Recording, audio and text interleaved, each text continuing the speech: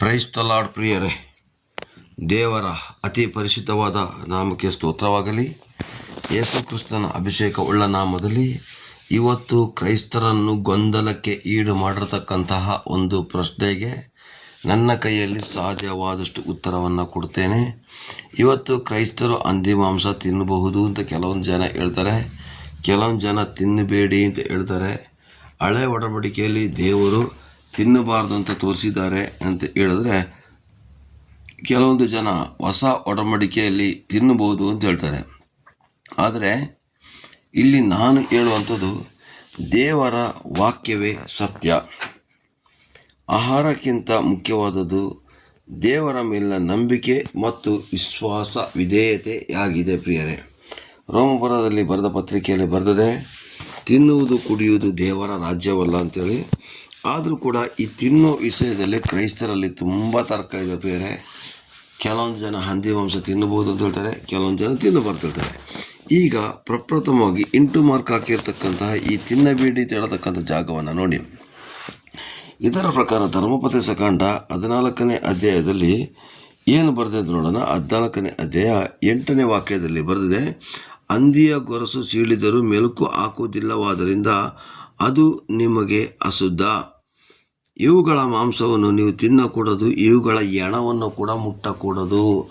ಹಂದಿ ಅಂತ ಹೆಸರು ಹೇಳ್ಬಿಟ್ರೆ ಸಾಕು, ಸುಮಾರು ಜನ ಮೂಗು ಮುರ್ಕೊಳ್ತಾರೆ, ಸುಮಾರು ಜನ ಮುಖನೇ ತಿರುಗಿಸ್ಕೊಬಿಡ್ತಾರೆ. ಪ್ರಿಯರೇ, ಈ ಹಳೆ ಒಡಂಬಡಿಕೆ ಪದ್ಧತಿ ಪ್ರಕಾರ ಹಂದಿ ಒಂದು ಅಶುದ್ಧವಾದ ವಸ್ತು. ಅದನ್ನು ಸತ್ತೋದ್ರೂ ಕೂಡ ಅದ್ರ ಎಣನ ಕೂಡ ಮುಟ್ಟಬಾರ್ದು ತಗೊಂಡು ಹೇಳ್ತಾರೆ. ಪ್ರಿಯರೇ, ಆದರೆ ಅದು ಯಾಕೆ ಹೇಳ್ತಾರೆ? ಹಂದಿಯ ಗೊರಸು ಸೀಳಿದೆ, ಆದರೆ ಅದು ಮೆಲುಕು ಹಾಕೋದಿಲ್ಲ. ಈಗ ಫಾರ್ ಎಕ್ಸಾಂಪಲ್ ತೆಗೆದುಕೊಂಡ್ರೆ ಹಸುನ ತಗೊಳ್ಳಿ, ಹಸು ಮೆಲುಕು ಹಾಕ್ತದೆ, ಗೊರಸು ಸೀಳಿದೆ, ಇಂಥದನ್ನು ತಿನ್ನಬಹುದು ಅಂತ ಸ್ವಾಮಿ ಹೇಳ್ತಾರೆ. ಆದರೆ ಮೆಲುಕು ಹಾಕದೆ ಗೊರಸು ಸೀಳಿದ್ರೂ ಅಶುದ್ಧ, ಮೆಲುಕು ಹಾಕಿ ಗೊರಸು ಸೀಳದೆ ಇದ್ದರೂ ಕೂಡ ಅಶುದ್ಧ. ಈಗ ಫಾರ್ ಎಕ್ಸಾಂಪಲ್ ತೆಗೆದುಕೊಂಡ್ರೆ ಒಂಟೆಗಳಿಗೆ ಸೀಳು ಗೊರಸು ಇಲ್ಲ, ಆದರೆ ಅದು ಮೆಲುಕು ಆಗ್ತದೆ, ಆದರೂ ದೇವರ ದೃಷ್ಟಿಲಿ ಅದು ಅಶುದ್ಧ. ಹಾಗೆಯೇ ಹಂದಿ ಕಾಲಿನ ಗೊರಸು ಸೀಳಿದೆ, ಆದರೆ ಮೆಲುಕು ಹಾಕದಿರ್ತಕ್ಕಂಥ ಕಾರಣ ಅದು ಅಶುದ್ಧ ಅಂಥೇಳಿ. ಇದಿಷ್ಟೇ ಕಾರಣನಾ?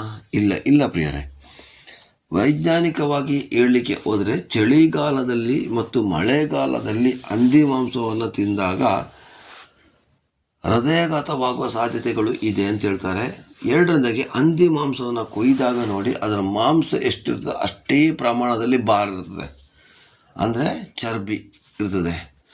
ಈ ಒಂದು ಚರ್ಬಿ ಅಂದರೆ ಫ್ಯಾಟ್, ಇದು ಏನಾಗ್ತದೆ ಅಂದರೆ ಹೆಚ್ಚಾದ ಫ್ಯಾಟ್ ಇರೋದ ಕಾರಣಕ್ಕೋಸ್ಕರ, ಹೆಚ್ಚಾದ ಪ್ರೋಟೀನ್ ಅಂಶಗಳು ಇರುವಂಥ ಕಾರಣಕ್ಕೋಸ್ಕರ ದೇಹಕ್ಕೆ ಇದು ತೊಂದರೆಯನ್ನು ಉಂಟು ಮಾಡಿ ಫ್ಯಾಟ್ ಜಾಸ್ತಿಯಾಗಿ ಕೊಲೆಸ್ಟ್ರಾಲ್ ಜಾಸ್ತಿ ಆಗಲಿಕ್ಕೆ ಕಾರಣವಾಗುತ್ತದೆ ಎಂಬಂಥ ಒಂದು ಮಾತಿನ ಆಧಾರದ ಮೇಲೆ ಸ್ವಾಮಿಯವರು ಅವತ್ತು ಬಾಕಿ ಮಾಡಿರ್ಬೋದು. ಎರಡನೇದಾಗಿ ಹಸುವಿನ ತುಪ್ಪ ಅಂತ ಹೇಳಿದಾಗೆ ನಮ್ಮ ಕೊಡಗಿನಲ್ಲಿ ಪಂದಿನೈ ಅಂತ ಹೇಳ್ತಾರೆ, ಅಂದರೆ ಹಂದಿಯ ಒಂದು ಮಾಂಸದಲ್ಲೂ ಕೂಡ ತುಪ್ಪವನ್ನು ಮಾಡಬಹುದು. ಪ್ರಿಯರೇ, ಅಂದರೆ ಭಯಂಕರ ಜಿಡ್ಡಿನ ಪದಾರ್ಥ ಉಳ್ಳಂತಹ ಒಂದು ಮಾಂಸ ಅಥವಾ ಹೆಚ್ಚಾದ ಚರ್ಬಿ ಇರತಕ್ಕಂಥ ಮಾಂಸದ ಪ್ರಭಾವ. ಮೂರನೇದಾಗಿ ಹಂದಿಯಲ್ಲಿ ಇನ್ನೊಂದು ವಿಶೇಷ ಗುಣ ಇದೆ ಎಂದರೆ, ಅದು ಸತ್ರೂ ಕೂಡ ಅದು ಬ್ಯಾಕ್ಟೀರಿಯಾಗಳನ್ನು ಎಳಿತಾ ಇರ್ತದೆ. ಪ್ರಿಯರೇ, ಅದರ ಮಾಂಸ ಅದು ಕೂಡ ದೇಹದಲ್ಲಿ ಹುಳಗಳ ರೂಪದಲ್ಲಿ ಆಗುತ್ತದೆ, ಬ್ಯಾಕ್ಟೀರಿಯಾಗಳು ಅಂತ ಹೇಳುವಂಥದ್ದು ಒಂದು ಮಾತು ಕೂಡ ಇದೆ. ಯಾಕೆಂದರೆ ಹಂದಿ ಮಾಂಸ ಬೇಗ ಬ್ಯಾಡ್ ಬ್ಯಾಕ್ಟೀರಿಯಾಗಳನ್ನು ಸ್ವೀಕಾರ ಮಾಡ್ತದೆ ಅಂತ ಹೇಳ್ತಾರೆ. ಬಟ್ ಅದರ ಬಗ್ಗೆ ಹೆಚ್ಚಾದ ಮಾಹಿತಿ ಇಲ್ಲ. ಒಟ್ಟಾರೆ ಒಂದು ಕಾಯಿಲೆಗೆ ಸಂಬಂಧಪಟ್ಟ ಹಾಗೆ ಸ್ವಾಮಿಯವರು ಹಂದಿಯನ್ನು ಹಳೆ ಒಡಂಬಡಿಕೆಯಲ್ಲಿ ತಿನ್ನಬಾರದು ಅಂತ ಕಂಡೀಷನ್ ಮಾಡಿರಬಹುದು. ಆದರೆ ಹಂದಿಯ ಒಂದು ಗುಣ ಯಾವುದಾದರೆ, ಈಟ್ ಬಾಡಿ ಇರತಕ್ಕಂಥ ವ್ಯಕ್ತಿಗಳು ತಿಂದಾಗ ನಿಜವಾಗಿ ಕೂಲಾಗ್ತದೆ. ಪೈಲ್ಸ್ ಇರತಕ್ಕಂಥವ್ರು ತಿಂದಾಗ ಬಾಡಿ ಆ ಪೈಲ್ಸ್ ಬರೋದೇ ಇಲ್ಲ. ಸಕ್ಕರೆ ಕಾಯಿಲೆಗೆ ಮತ್ತು ಬೇರೆ ಇತರ ಕಾಯಿಲೆಗಳಿಗೂ ಕೂಡ ಹಂದಿಯ ಮಾಂಸ ತಿಂದರೆ ತೊಂದರೆ ಇಲ್ಲ ಅಂತ ತಜ್ಞ ವೈದ್ಯರು ಹೇಳ್ತಾರೆ. ಪ್ರಿಯರೇ, ಹೊಸ ಒಡಂಬಡಿಕೆಯಲ್ಲಿ ತೆಗಿಲಿಕ್ಕೆ ಹೋದರೆ ಪ್ರಿಯರೇ ತಿನ್ನಬಹುದು ಅಂತ ಹೇಳ್ತಾರೆ, ಹಳೆ ಒಡಂಬಡಿಕೆಯಲ್ಲಿ ತಿನ್ನಬಾರ್ದು ಅಂತೇಳಿ. ಅದಕ್ಕೆ ಆಧಾರ ವಾಕ್ಯ ನೋಡಿ, ಇಲ್ಲಿ ಏನು ಬರೆದಿದ್ದಾರೆ? ಧರ್ಮೋಪದೇಶ ಕಾಂಡ 14ನೇ ಅಧ್ಯಾಯ ನಾನು ಆಗಲೇ ಹೇಳಿದಾಗೆ 8ನೇ ವಾಕ್ಯದಲ್ಲಿ ಕೂಡ ಬರೆದಿದ್ದಾರೆ. ಹಾಗೆ ಯಾಜಕ ಕಾಂಡ 11ನೇ ಅಧ್ಯಾಯದಲ್ಲೂ ಕೂಡ ಯಾವ ಥರ ಅಂದರೆ 7ನೇ ವಾಕ್ಯದಲ್ಲಿ ಬರೆದಿದೆ, ಅದನ್ನು ಮುಟ್ಟಲಿಕ್ಕೆ ಕೂಡದು ಮತ್ತು ಅದನ್ನು ಸತ್ತ ಮೇಲೆ ಕೂಡ ಟಚ್ ಮಾಡಲಿಕ್ಕೆ ಕೂಡ್ತಿದ್ರೆ ಅದು ಎಂಥ ಅಶುದ್ಧವಾಗಿ ನಿರ್ಣಯ ಮಾಡಿರ್ಬೋದು ಅಂತ ಹೇಳೋದು ನಾವು ನೆನಪು ಮಾಡಿಕೊಳ್ಳೋಣ ಪ್ರಿಯರೇ. ಹಾಗೆಯೇ ಪ್ರಿಯರೇ, ನಾವು ಮಾರ್ಕ ಬರೆದ ಸುವಾರ್ತೆ 7ನೇ ಅಧ್ಯಾಯಕ್ಕೆ ಹೋದಾಗ ತಿನ್ನೋದು ಕುಡಿಯೋದ್ರ ಬಗ್ಗೆ ತರ್ಕ ಬೇಡ. ಯಾಕೆಂದರೆ ತಿನ್ನುವಂಥದ್ದು ಓದೇ ಬಿಡ್ತೀನಿ ಪ್ರಿಯರೇ. 7ನೇ ಅಧ್ಯಾಯ 18ನೇ ವಾಕ್ಯದಲ್ಲಿ, ನಿಮಗೆ ಅಷ್ಟು ಬುದ್ಧಿ ಇಲ್ಲವೇ? ಹೊರಗಿನಿಂದ ಮನುಷ್ಯನೊಳಗೆ ಹೋಗುವಂಥದ್ದು ಅವನ ಹೃದಯದೊಳಗೆ ಸೇರದೆ ಹೊಟ್ಟೆಯಲ್ಲಿ ಸೇರಿ ಬಹಿರ್ದೆಸೆಗೆ ಹೋಗೋದ್ರಿಂದ ಅವನನ್ನು ಒಲೆ ಮಾಡಲಾರವು ಎಂದು ನಿಮಗೆ ತಿಳಿಯಲಿಲ್ಲವೋ?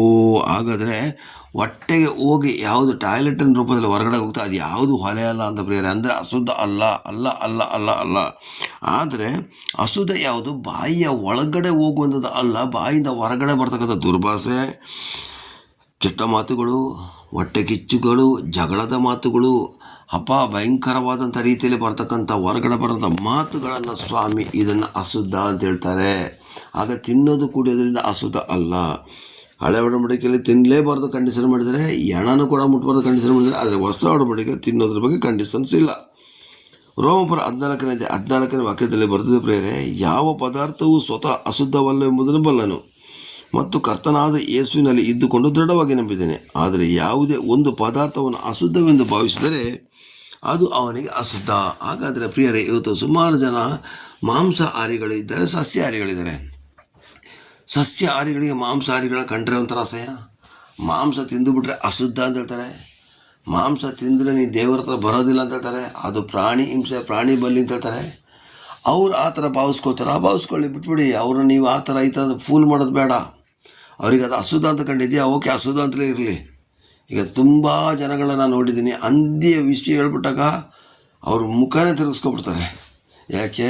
ಒಂದರದಾಗೆ ಗಲೀಜಲ್ಲಿರ್ತಕ್ಕಂಥ ಪ್ರಾಣಿ, ಎರಡದಾಗಿ ಎಷ್ಟೇ ಕ್ಲೀನ್ ಮಾಡಿದ್ರು ಕೂಡ ಶುದ್ಧ ಆಗೋದಿಲ್ಲ. ಅದು ಕೆಟ್ಟ ಕೆಟ್ಟ ಪದಾರ್ಥಗಳನ್ನೇ ತಿಂತದೆ. ಇದೆಲ್ಲ ಕಾರಣದಿಂದಾಗಿ ಜನಗಳು ಅಸಹ್ಯ ಪಡ್ತಾರೆ ಪ್ರಿಯರ ಅದನ್ನು. Praise Lord, praise Lord. ಅವನು ಒಬ್ಬ ಅಶುದ್ಧ ಅಂತ ಭಾವಿಸ್ತಾನ, ಬಿಟ್ಟುಬಿಡಿ. ನೀನು ಹಂದಿ ಮಾಂಸ ತಿನ್ನಲೇಬೇಕು ಅಂತ ವಾದ ಮಾಡಬೇಡಿ, ತಿನ್ನೋದು ಬೇಡ ಅಂತಲೂ ವಾದ ಮಾಡಬೇಡಿ. ತಿನ್ನೋನಿಗೆ ಯಾಕೆ ತಿನ್ನೋದಿಲ್ಲ? ನೀನು ಹೊಸ ಒಡಂಬಡಿಕೆಯಲ್ಲಿ ಬರೆದಿಲ್ಲ, ತಿನ್ನು ಹಠನೂ ಮಾಡಬಾರ್ದು ಪ್ರಿಯರೇ, ಹಠನೂ ಮಾಡಬಾರ್ದು. ಈಗ ನಾವು ಯಾವಾಗ ಹಠ ಮಾಡ್ತೀವೋ, ತಿನ್ನೋ ಕುಡಿಯೋ ವಿಷಯ ದೇವರ ರಾಜ್ಯವಲ್ಲ.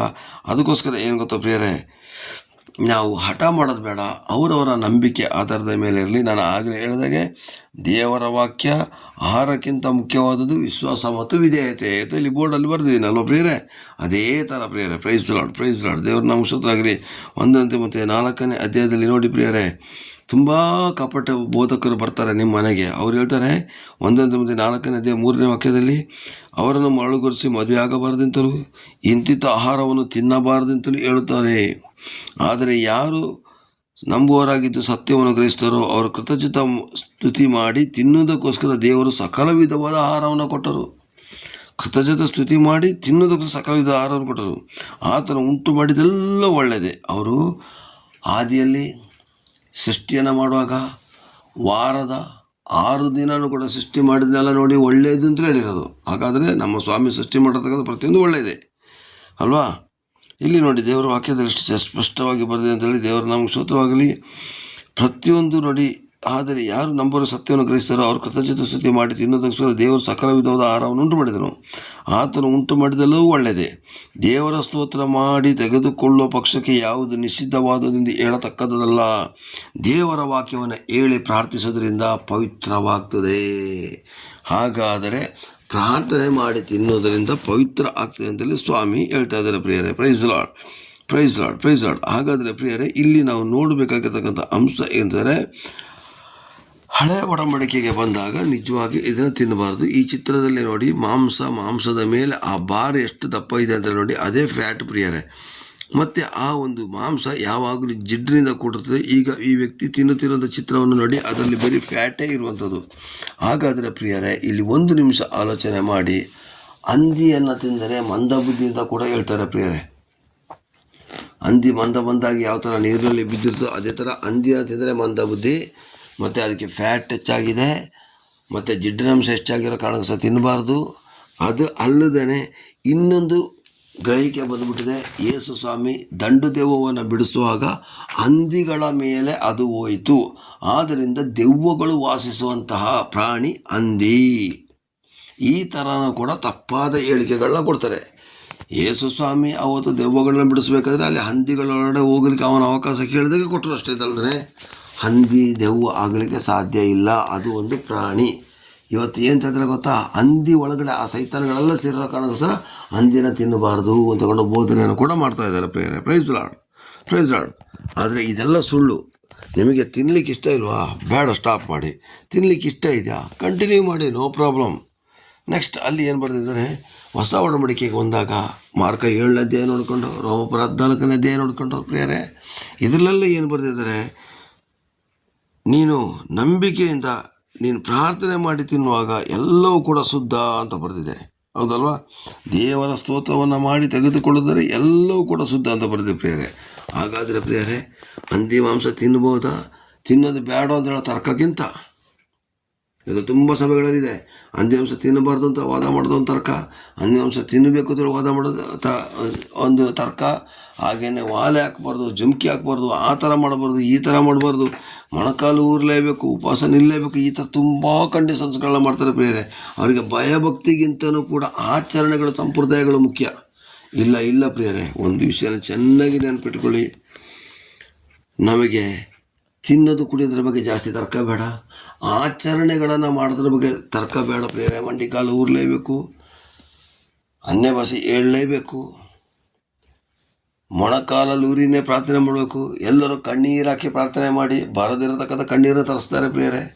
ಇದೆಲ್ಲ ರಿಸ್ಟ್ರಿಕ್ಷನ್ಗಳು ಬೇಕಾಗಿಲ್ಲ, ಅಂದರೆ ಆಚಾರಗಳು ಬೇಕಾಗಿಲ್ಲ. ಅದರ ಬದಲಿಗೆ, ಆಚಾರದ ಬದಲಿಗೆ ಪ್ರಾರ್ಥನೆ ಮಾಡಿ, ಬೈಬಲು ಓದಿ, ದೇವರ ಧ್ಯಾನ ಮಾಡಿ, ಇಂಥ ತರ್ಕಬದ್ಧವಾದಂಥ ವಿಷಯಗಳನ್ನ ಸೈಡಿಗೆ ಬಿಟ್ಬಿಡಿ. ಯಾಕಂದರೆ ಇಂಥ ವಿಷಯಗಳು ನಮಗೆ ಬೇಕಾಗಿಲ್ಲ. ಆದರೂ ಕೂಡ ಕುತೂಹಲ ಇರುವಂಥ ಕಾರಣಕ್ಕೋಸ್ಕರ ಈ ಒಂದು ಕೆಲವೊಂದು ವ್ಯಕ್ತಿಗಳು ಕೂಡ ಇದರ ಬಗ್ಗೆ ಚರ್ಚೆ ಮಾಡಿದ್ರು ನಮ್ಮ ಜೊತೆಯಲ್ಲಿ. ತಿನ್ನಬಹುದಾ, ತಿನ್ನಬಾರ್ದು ಅಂತೇಳಿ. ಹಳೆ ಒಡಂಬಡಿಕೆ ಪ್ರಕಾರ ತಿನ್ನಬಾರ್ದು, ಹೊಸ ಒಡಂಬಡಿಕೆ ಪ್ರಕಾರ ತಿನ್ನಬಹುದು. ಹಾಗಾದರೆ ಹಳೆ ಒಡಂಬಡಿಕೆಯಲ್ಲಿದ್ದ ದೇವರು ಇಬ್ಬರೇ 13:8 ಬರೆದಿದೆ, ನಿನ್ನೆ ಇದ್ದಾಗ ಇವತ್ತು ದೇವರಿದ್ದಾರೆ ಅಂತ ಮೇಲೆ ಯಾಕೆ ತಿಂತೀರಾ ಅಂತ ಕೇಳಿದಾಗ ಅಲ್ಲಿ ನಾವು ಒಂದು ಪ್ರಶ್ನೆ ಹಾಕಿ ಯೇಸು ಸ್ವಾಮಿ ಧರ್ಮಶಾಸ್ತ್ರವನ್ನು ಪೂರೈಸಲಿಕ್ಕೆ ಬಂದರು ಪ್ರಿಯರೇ. ಹೊಸ ಒಡಂಬಡಿಕೆಯಲ್ಲಿ ನೋಡಿ, ಎಲ್ಲ ಕಡೆಗಳ ನೋಡಿ, ತಿನ್ನುವ ಆಹಾರ ಪದಾರ್ಥವನ್ನು ಸ್ತೋತ್ರ ಮಾಡಿ ತಿನ್ನಿರಿ, ತಿನ್ನುವ ಆಹಾರ ಪದಾರ್ಥವನ್ನು ಸ್ತೋತ್ರ ಮಾಡಿ ತಿನ್ನೋದ್ರಿ ಎಲ್ಲವೂ ಕೂಡ ಶುದ್ಧ ಅಂತಲೇ ಬರ್ತಿದೆ ಪ್ರಿಯರೇ. ಹಾಗಾದರೆ ಇದರ ಬಗ್ಗೆ ನಿಮ್ಮ ಅಭಿಪ್ರಾಯಗಳಿದ್ದರೆ ದಯವಿಟ್ಟು ತಿಳಿಸಿ, ಯಾಕೆಂದರೆ ನಾನು ಕೂಡ ಕಲಿಬೇಕಾಗಿದೆ. ಆದರೆ ಇಷ್ಟ ಇರೋರು ತಿನ್ಬೋದು, ಇಷ್ಟ ಇಲ್ಲದೆ ಇರೋರು ದಯವಿಟ್ಟು ಬಿಡ್ಬೋದು. ಅದನ್ನು ಅಶುದ್ಧ ಅಂತ ತೀರ್ಮಾನ ಮಾಡ್ತೀರಾ, ಓಕೆ, ಅದು ನಿಮಗೆ ಬಿಟ್ಟಿದ್ದು. ತಿಂತೀರಾ, ಅದು ಓಕೆ, ಅದರಿಂದ ದೇವ್ರ ರಾಜ್ಯ ಇಲ್ಲ. ಪ್ರಾರ್ಥನೆಯಿಂದ, ಭಯಭಕ್ತಿಯ ನಡವಳಿಕೆಯಿಂದ ಮಾತ್ರ ದೇವರ ರಾಜ್ಯ. ದೇವರು ನಿಮ್ಮನ್ನು ಆಶೀರ್ವದಿಸಲಿ, ಕೃಪೆಯಿಂದ ನಡೆಸಲಿ. ಆಮೇನ್. Praise the lord.